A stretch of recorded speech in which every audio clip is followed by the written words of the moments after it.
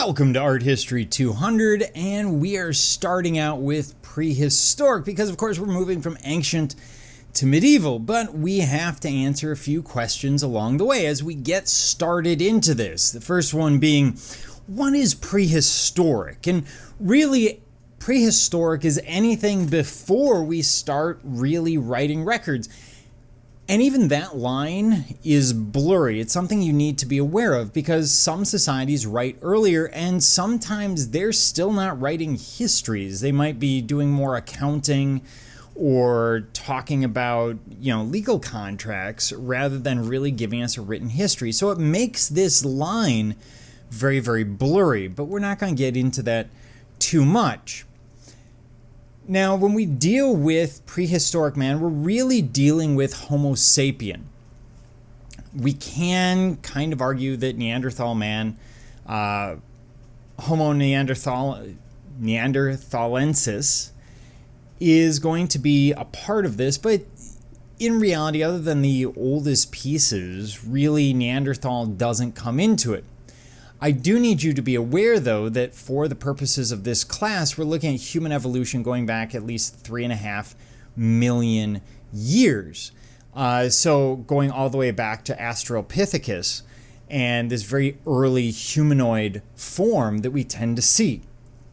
In terms of timeline, everything really accelerates. What we are familiar with today in terms of development and change is dramatically different from what we would have seen as humans for a very, very long time. And what we refer to as civilization is really the last 5,000 years. Well, 5,000, when you're looking at something along the lines of 3.5 million years, is a drop in the bucket.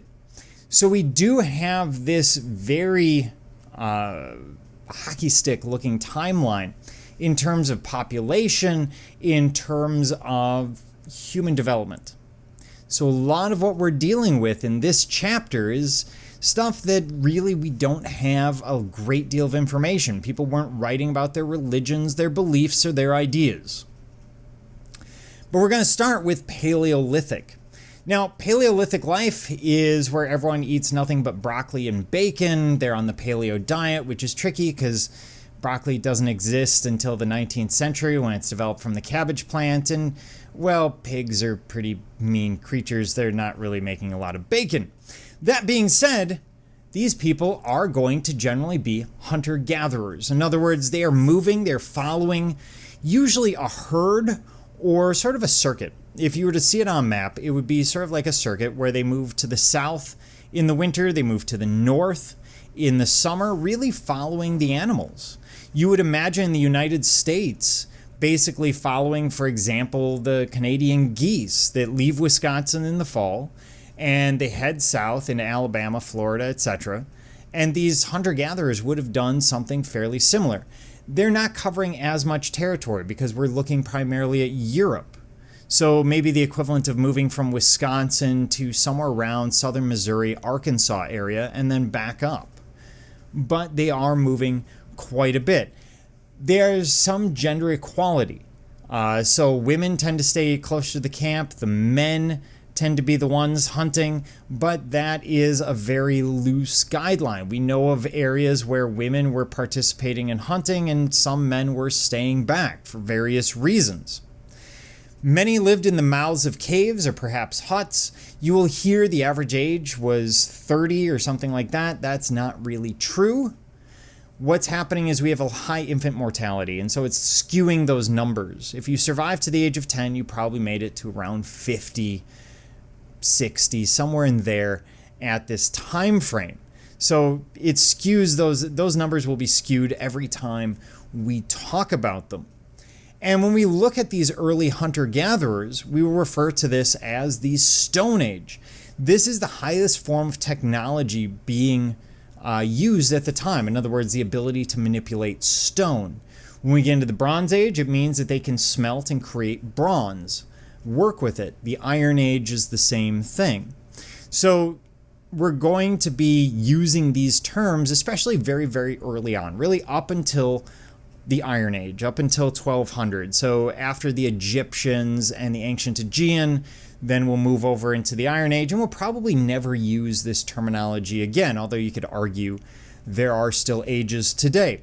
We will be looking at ideas of BC and CE. So BC used to be before Christ. AD would be Anno Domini, or Year of Our Lord. That has changed to BCE, before Common Era, CE, Common Era, still splits at that year 1. There is no year 0. So everything before really that year 1, we are counting backwards. So 2000 BCE is 2000 years before the year 1. And then we would add another 2000 years, because we're in 2020, to that. So it means it's 4,000 years ago. And I bring this up because some people just haven't had this sort of material. In terms of what we're covering in this chapter, we are going to be dealing with a lot of Europe. So France, Germany, Austria. Later, we will go into the Middle East and finish up in the British Isles for the most part. So we will be covering much of Europe. There are Stone Age people in the Americas and elsewhere. We are just not covering them. This is sort of Western perspective in this class. That being said, let's get into further material.